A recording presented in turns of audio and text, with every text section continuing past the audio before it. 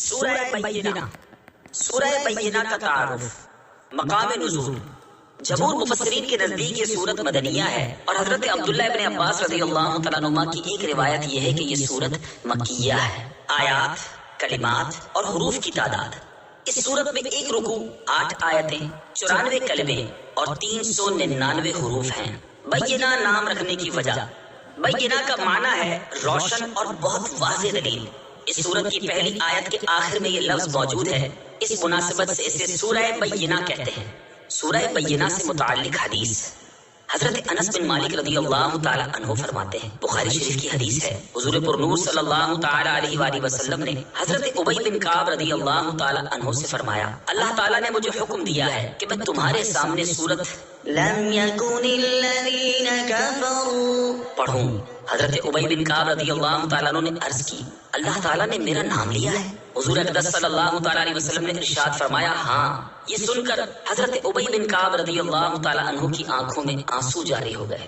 سورہ بینہ کے مضامین: اس سورت کا مرکزی مضمون یہ ہے کہ اس میں یہودیوں، عیسائیوں اور مشرکوں کا نبی کریم صلی اللہ تعالیٰ علیہ وآلہ وسلم کی رسالت سے متعلق موقف بیان کیا گیا ہے، اور اس سورت میں یہ مضامین بیان ہوئے ہیں۔ نمبر 1، یہودیوں، عیسائیوں اور مجوسیوں کے مذہب کا باطل ہونا بیان فرمایا گیا۔ نمبر 2، یہ بتایا گیا کہ اہل کتاب میں دین کے معاملے میں پھوٹ کس وقت پڑی اور تورات و انجیل میں انہیں دیے گئے احکام بیان کیے گئے۔ نمبر 3، کافروں کا انجام بیان کیا گیا اور بتایا گیا کہ یہ تمام مخلوق میں سب سے بدتر ہے۔ نمبر 4، اس سورت کے آخر میں بتایا گیا کہ جو لوگ ایمان لائے اور انہوں نے اچھے کام کیے تو وہی تمام مخلوق میں سب سے بہتر ہیں۔ اس کے بعد ان کی جزا بیان کی گئی۔ سورہ قدر کے ساتھ مناسبت: سورہ بینہ کی اپنے سے ماقبل سورت قدر کے ساتھ مناسبت یہ ہے کہ سورہ قدر میں بتایا گیا کہ اللہ تعالیٰ نے شب قدر میں قرآن مجید نازل فرمایا، اور اس سورت میں یہ بیان کیا گیا کتابی کافر، یہودی اور عیسائی اور مشرک اس وقت تک اپنا دین چھوڑنے والے نہ تھے جب تک ان کے پاس روشن دلیل نہ آ جائے۔ تو گویا کہ اس سورت میں قرآن مجید نازل کرنے کی علت اور وجہ بیان کی گئی ہے۔ بسم اللہ الرحمن الرحیم۔ ترجمہ: اللہ کے نام سے شروع جو نہایت مہربان رحمت والا ہے۔ لم يكن الذين كفروا من أهل الكتاب والمشركين منفكين حتى تأتيهم البينة۔ ترجمہ: کتابی کافر اور مشرک اپنا دین چھوڑنے والے نہ تھے جب تک ان کے پاس روشن دلیل نہ آئے۔ لم يكن الذين كفروا من أهل الكتاب والمشركين منفكين۔ کتابی کافر اور مشرک چھوڑنے والے نہ تھے، تفسیر صراط الجنان میں ہے، یعنی کتابی کافر، یہودی اور عیسائی اور مشرک بت پرست اپنا دین چھوڑنے والے نہ تھے جب تک ان کے پاس سید المرسلین صلی اللہ تعالی علیہ وآلہ وسلم جلوہ افروز نہ ہو، کیونکہ حضور اقدس صلی اللہ تعالی علیہ وآلہ وسلم کی تشریف آوری سے پہلے یہ تمام لوگ یہی کہتے تھے کہ ہم اپنا دین چھوڑنے والے نہیں جب تک کہ وہ نبی تشریف فرما نہ ہو جن کا ذکر توریت اور انجیل میں ہے، اور جب وہ نبی تشریف لائے اور انہوں نے اپنی نبوت کا اعلان فرمایا تو ان میں سے کچھ لوگ ان پر ایمان لائے اور کچھ نے ان کے ساتھ کفر کیا۔ سورہ بینہ کی آیت نمبر 1 سے حاصل ہونے والی معلومات: اس آیت سے 3 باتیں معلوم ہوئیں۔ نمبر 1، اگرچہ اہل کتاب اور مشرکین سبھی کافر ہیں، مگر چونکہ اہل کتاب کو کسی پیغمبر اور کتاب سے نسبت ہے اس لیے ان کے احکام نرم ہیں، اور اگر یہ ایمان قبول کریں تو انہیں دگنا ثواب ملتا ہے۔ جب کتاب اور پیغمبر سے نسبت کفار کو اتنا فائدہ دے دیتی ہے تو جس مومن کو حضور پرنور صلی اللہ تعالی علیہ وسلم اور قرآن سے خصوصی نسبت ہو جائے تو اس کا کیا عالم ہوگا۔ نمبر 2، حضور اقدس صلی اللہ تعالی علیہ وآلہ وسلم نے ایسی قوم کو درست فرمایا کہ جس کی اصلاح بظاہر ناممکن تھی۔ نمبر 3، آسمانی کتابوں پر عمل ان کے منسوخ ہونے سے پہلے ہدایت تھا، اور ان کے منسوخ ہونے کے بعد ان پر عمل گمراہی ہو گیا۔ رسول من اللہ یتلو صحفا مطہرہ فیہا کتب قیمہ۔ ترجمہ: وہ اللہ کا رسول ہے جو پاک صحیفوں کی تلاوت فرماتا ہے، ان صحیفوں میں سیدھی باتیں لکھی ہوئی ہیں۔ رسول من اللہ، اللہ کا رسول ہے، تفسیر صراط الجنان میں ہے، یعنی وہ روشن دلیل اللہ تعالیٰ کے انتہائی شاندار رسول ہیں جو کہ سب صحیفوں کے مضامین کی جامع پاک کتاب قرآن پاک کی تلاوت کرتے ہیں۔ قرآن مجید ہر طرح سے پاک ہے کہ پاک جگہ سے پاک فرشتوں کے ذریعے پاک نبی پر آیا، پھر ہمیشہ پاک زبانوں، پاک سینوں، پاک ہاتھوں میں رہے گا، نیز ملاوٹ اور رد و بدل سے محفوظ ہے۔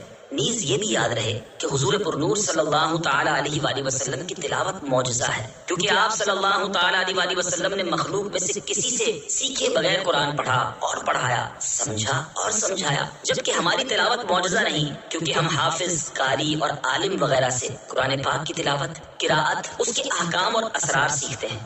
فیہا کتب قیمہ، ان صحیفوں میں سیدھی باتیں لکھی ہوئی ہیں۔ تفسیر صراط الجنان میں ہے، یعنی ان صحیفوں میں حق اور عدل کی سیدھی باتیں لکھی ہوئی ہیں جو درستی اور اصلاح پر دلالت کرتی ہیں۔ وَمَا تَفَرَّقَ الَّذِينَ أُوتُوا الْكِتَابَ إِلَّا مِن بَعْدِ مَا جَاءَتْهُمُ الْبَيِّنَةُ۔ ترجمہ، اور جن لوگوں کو کتاب دی گئی انہوں نے آپس میں تفرقہ نہ ڈالا مگر اس کے بعد کہ وہ روشن دلیل ان کے پاس تشریف لائے۔ وَمَا تَفَرَّقَ الَّذِينَ أُوتُوا الْكِتَابَ،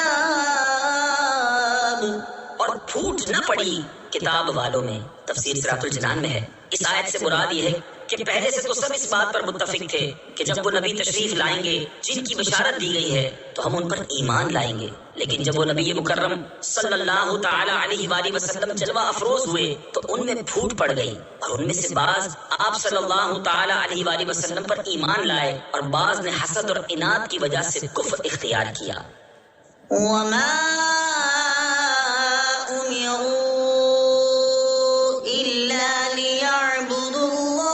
مخلصين له الدين حنفاء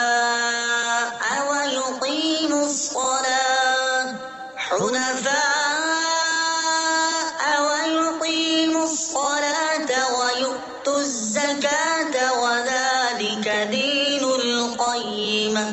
ترجمہ، اور ان لوگوں کو تو یہی حکم ہوا کہ اللہ کی عبادت کریں، اس کے لیے دین کو خالص کرتے ہوئے ہر باطل سے جدا ہو کر اور نماز قائم کریں اور زکوٰۃ دیں، اور یہ سیدھا دین ہے۔ وما امروا الا ليعبدوا اللہ،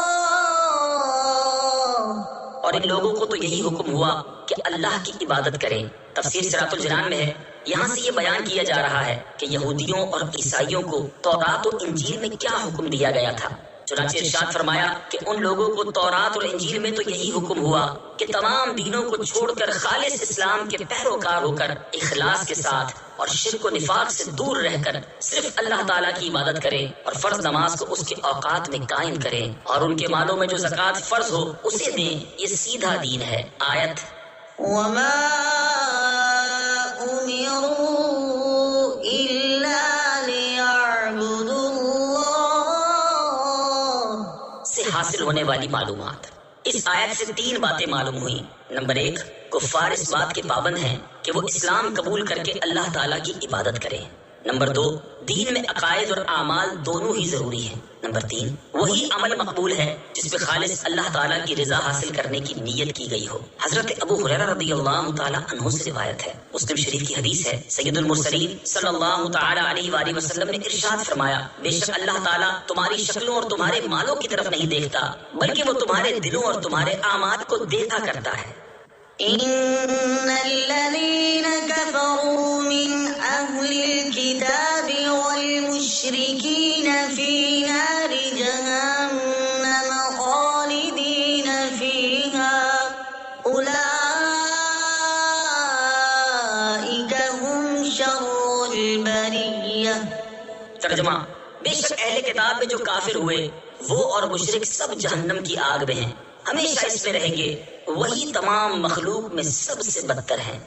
ان الذين كفروا من اهل الكتاب، بے شک اہل کتاب میں جو کافر ہوئے، تفسیر صراط الجنان میں ہے اس سے پہلے کافروں کا دنیاوی حال بیان کیا گیا اور اب یہاں سے کافروں کا اخروی حال بیان کیا جا رہا ہے، اور اہل کتاب کے ساتھ مشرکوں کا ذکر اس لیے کیا گیا تاکہ انہیں یہ وہم نہ ہو کہ آیت میں بیان کیا گیا حکم صرف اہل کتاب کے ساتھ خاص ہے۔ آیت ان الذین کفروا سے حاصل ہونے والی معلومات۔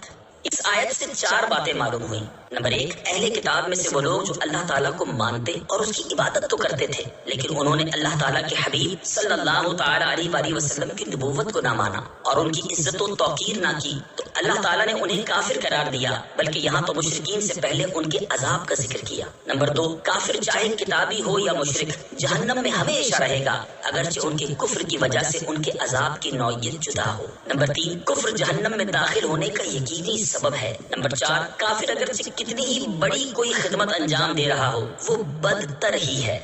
ان الذین آمنوا وعملوا الصالحات اولئک هم خیر البریہ۔ ترجمہ، بے شک جو ایمان لائے اور انہوں نے اچھے کام کیے وہی تمام مخلوق میں سب سے بہتر ہیں۔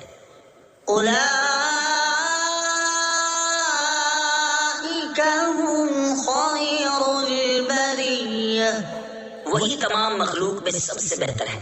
تفسیر صراط الجنان میں ہے اس آیت سے معلوم ہوا کہ وہ لوگ جو ایمان لائے اور انہوں نے نیک عمل کیے تو وہ فرشتوں سے بھی افضل ہیں، کیونکہ تمام مخلوق میں فرشتے بھی داخل ہیں۔ البتہ اس میں تفصیل یہ ہے کہ انسانوں میں سے جو حضرات نبوت اور رسالت کے منصب پر فائز ہوئے وہ تمام فرشتوں سے افضل ہیں، جبکہ فرشتوں میں جو رسول ہیں وہ اولیاء اور علماء سے افضل ہیں، اور اولیاء و علماء عام فرشتوں سے افضل ہیں، جبکہ عام فرشتے گناہ گار مومنین سے افضل ہیں، کیونکہ فرشتے گناہوں سے معصوم ہوتے ہیں۔ جزاؤہم عند ربہم جنات عدن تجری من تحتها الانہار خالدین فیہا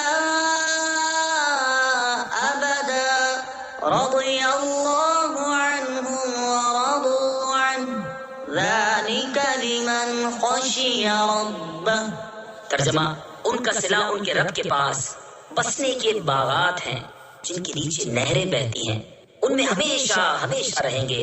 اللہ ان سے راضی ہوا اور وہ اس سے راضی ہوئے۔ یہ صلہ اس کے لیے ہے جو اپنے رب سے ڈرے۔ جزاؤہم عند ربہم، ان کا صلہ ان کے رب کے پاس۔ تفسیر صراط الجنان میں ہے یعنی جو لوگ ایمان لائے اور انہوں نے اچھے عمل کیے ان کا صلہ ان کے رب عز و جل کے پاس بسنے کے باغات ہیں جن کے نیچے نہریں بہتی ہیں، ان میں ہمیشہ ہمیشہ رہیں گے۔ اللہ عز و جل ان کی اطاعت اور اخلاص سے راضی ہوا اور وہ اس کے کرم اور اس کی عطا سے راضی ہوئے۔ یہ عظیم بشارت اس کے لیے ہے جو دنیا میں اپنے رب عز و جل سے ڈرے اور اس کی نافرمانی سے بچے۔ آیت جزاؤہم عند ربہم سے حاصل ہونے والی معلومات۔ اس آیت سے 4 باتیں معلوم ہوئیں۔ نمبر 1، دنیا کی نعمتیں نیک لوگوں کی حقیقی جزا نہیں، اگرچہ اللہ تعالیٰ نیکیوں کے صدقے ان سے بھی نواز دے۔ نمبر 2، دنیا منزل ہے اور جنت اصلی مقام ہے۔ نمبر 3، جزا کے لیے جنت میں داخل ہونے کے بعد نہ وہاں سے نکلنا ہے اور نہ موت کا آنا ہے۔ نمبر 4، ہر ولی اور بزرگ کو رضی اللہ تعالی عنہ کہہ سکتے ہیں۔ یہ لفظ صحابہ کرام کے ساتھ سے خاص نہیں، اس آیت میں یہ مضمون صاف موجود ہے۔